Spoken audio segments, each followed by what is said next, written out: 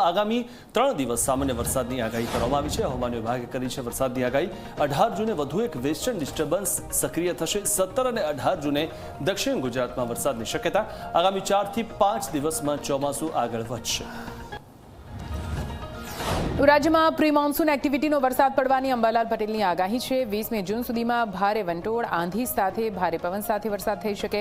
22-23મી જૂને રાજ્યના ભાગોમાં વરસાદ થઈ શકે છે। દક્ષિણ ગુજરાતમાં પણ ભારે વરસાદની આગાહી। દમણના દરિયામાં જોવા મળ્યો ભારે કરંટ। દેવકા બીચ પર દરિયાનું તોફાની સ્વરૂપ દેખાયું। દરિયામાં 15 ફૂટથી વધુ ઊંચા મોજા ઉછળ્યા। ભારે કરંટ છતાં પ્રવાસીઓ જીવના જોખમે મોજ માણતા જોવા મળ્યા। હવામાનની આગાહી વચ્ચે કચ્છમાં મેઘરાજાનું આગમન થયું છે। સુરજબારી પાસે મેઘરાજાના આમી છાંટણા પડ્યા। ભારે બફારા સાથે વરસાદ થતા ઠંડક પ્રસરી ગઈ। ભારતમાં દક્ષિણ પશ્ચિમ ચોમાસાની ગતિ ધીમી પડી છે। દેશમાં 4 થી 15 જૂન સુધીમાં 64% ઓછો વરસાદ નોંધાયો। સેટેલાઇટ તસવીરોમાં ચોમાસું લાપતા હોય તેમ ચોમાસાના વાદળો ગાયબ થયા। હવામાન વિભાગ અનુસાર રાજ્યમાં 23 જૂન આસપાસ ચોમાસું સક્રિય થશે। રાજ્યમાં ગરમીથી આંશિક રાહત મળવાની આગાહી છે। મહત્તમ તાપમાનમાં 1 થી 2 ડિગ્રીનો ઘટાડો થઈ શકે છે। રાજ્યમાં 37 થી 40 ડિગ્રી વચ્ચે તાપમાન રહેશે। હવે ડોક્ટરના પ્રિસ્ક્રિપ્શન વગર નહીં મળે સિરપ। સરકારે વેચાણના નિયમો વધુ કડક બનાવ્યા। નવા નિયમો મુજબ દવાઓના અનિયંત્રિત વેચાણ પર રોક લગાવવામાં આવશે। પ્રિસ્ક્રિપ્શન વગર દવાઓને લઈને આરોગ્ય મંત્રી પ્રફુલ પાનસેરિયાએ નિવેદન આપ્યું। કહ્યું કે કોઈપણ દર્દી ઓનલાઈન દવા ન મંગાવે। દર્દીઓ રજીસ્ટર થયેલી દવાની દુકાનોમાંથી જ દવા લે। પ્રિસ્ક્રિપ્શન વગર કોઈપણ દવા ન લેવી જોઈએ।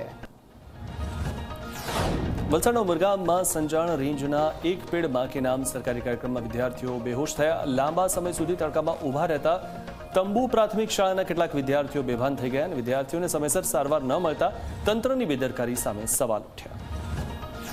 નીટ યુજી 2026 પરીક્ષા પહેલા ટેલિગ્રામ પર પ્રતિબંધ મુકાયો છે। નીટની પરીક્ષાને લઈને દેશમાં ટેલિગ્રામ પ્લેટફોર્મ પર રોક લગાવાઈ। નીટ યુજી 2026 પુનઃ પરીક્ષા 21મી જૂને યોજાવાની હોવાથી ટેલિગ્રામ 22મી જૂન સુધી અસ્થાયી રૂપે બ્લોક રહેશે। નીટના પેપર ટેલિગ્રામ પર લીક થયા હોવાની માહિતીને લઈને મોટો નિર્ણય। કોંગ્રેસ પ્રેરિત ખેડૂત આંદોલન 2 પક્ષોના ઝઘડાનું કેન્દ્ર બન્યું। આમ આદમી પાર્ટીના કારણે આંદોલન વિખેરાયું હોવાનો આમ આદમી પાર્ટી પર કોંગ્રેસે લગાવ્યો આરોપ। મોરબી આપના નેતાઓ ખેડૂતોની ઉશ્કેરણી કરતા જોવા મળ્યા। આપ નેતા પંકજ રાણસરિયા ભદ્રેશ બાબરિયા પર આરોપ। કોંગ્રેસ આરોપ બાદ આમ આદમી પાર્ટીનો વળતો પ્રહાર। આ પ્રદેશ પ્રવક્તા યોગેશ જાદવાણીએ કહ્યું કે કોંગ્રેસ પાર્ટી દગાબાજ છે। કોંગ્રેસો ખેડૂતો સાથે છેતરપિંડી કરી રહી છે। કહ્યું કે કોંગ્રેસના નેતાઓએ રેલીનો રૂટ ડાયવર્ટ કર્યો। કોંગ્રેસ ક્યારેય ખેડૂતો સાથે ઊભી નથી રહી। ખેડૂત આંદોલનમાં આપ સભ્યોની ઉપસ્થિતિ અંગે લાલજી દેસાઈનું નિવેદન। કહ્યું કે આંદોલનમાં ભીડ જોઈ સરકાર વાટાઘાટો માટે તૈયાર હતી। આપના ટોળાએ આંદોલનમાં પહોંચીને વેરવિખેર કરવાનું કામ કર્યું। આપના હોદ્દેદારો અને કિસાન સંઘના કેટલાક લોકો વાતાવરણ બગાડવા આવ્યા। ખેડૂત આંદોલનના ફિયાસ્કા પર ભાજપ પ્રવક્તા અનિલ પટેલના કોંગ્રેસ પર પ્રહાર। કહ્યું કે કોંગ્રેસ ખેડૂતોના નામે રોટલા શેકવાનું બંધ કરે। કોંગ્રેસે ખેડૂતોને ભ્રમિત કરવાનું કામ કર્યું છે। આંદોલન છોડી ખેડૂતોએ કોંગ્રેસને જાકારો આપ્યો છે। રાજકોટમાં રૈયા ચોકડી વેસ્ટગેટ બિલ્ડિંગમાં બાલાજી થાળમાં આરોગ્ય વિભાગના દરોડા તપાસ કરતા ખાદ્ય સામગ્રીમાં ધનેરા અને જીવાત મળી આવી। ચટણી અને પૂરણપોળીનો અખાદ્ય માવો પણ મળી આવ્યો। બાલાજી થાળમાં 360 રૂપિયાની વેચાઈ રહી છે થાળી। સુરતમાં નાસીનગર ડિમોલિશન મુદ્દે ઝોનલ ચીફે કાઢી છે ઝાટકણી। કાર્યપાલ ઇજનેર સહિત 7 અધિકારીઓની પૂછપરછ કરવામાં આવી। સેન્ટ્રલ ઝોન ચીફ આશિષ નાયકે અધિકારીઓને આકરા સવાલ કર્યા। ફાઇલના રેકોર્ડની સ્પષ્ટતા કરવા માટે ઝોનલ ચીફે તાકીદ કરી। વડોદરામાં સયાજી હોસ્પિટલના સત્તાધીશો ઝૂક્યા। હોસ્પિટલ સત્તાધીશોએ પોતાનો નિર્ણય પરત ખેંચ્યો।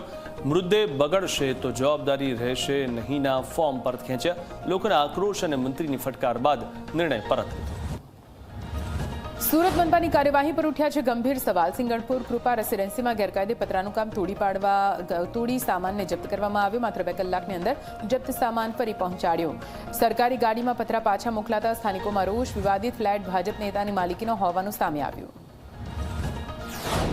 સુરતમાં ભાજપ નેતા બાબુ જેબલિયાના મકાનમાં પતરા તોડવાના મામલે કાર્યવાહી। કાર્યપાલક ઇજનેરે ફરિયાદીને જ નોટિસ ફટકારી દીધી। ગેરકાયદે બાંધકામની ફરિયાદ કરી હતી તેને આરોપી બનાવી દેવાયો। ફરિયાદી ઉષાબેન ગુજરિયાના ઘરની બારી ગેરકાયદે હોવાની નોટિસ ફટકારી। રાજકોટમાં શ્યામજી વેલજી વિરાણી ટ્રસ્ટની હાઈસ્કૂલની જગ્યાનો વિવાદનો મામલો. ટ્રસ્ટના વકીલ પરેશ ઠાકરે આપ્યું નિવેદન.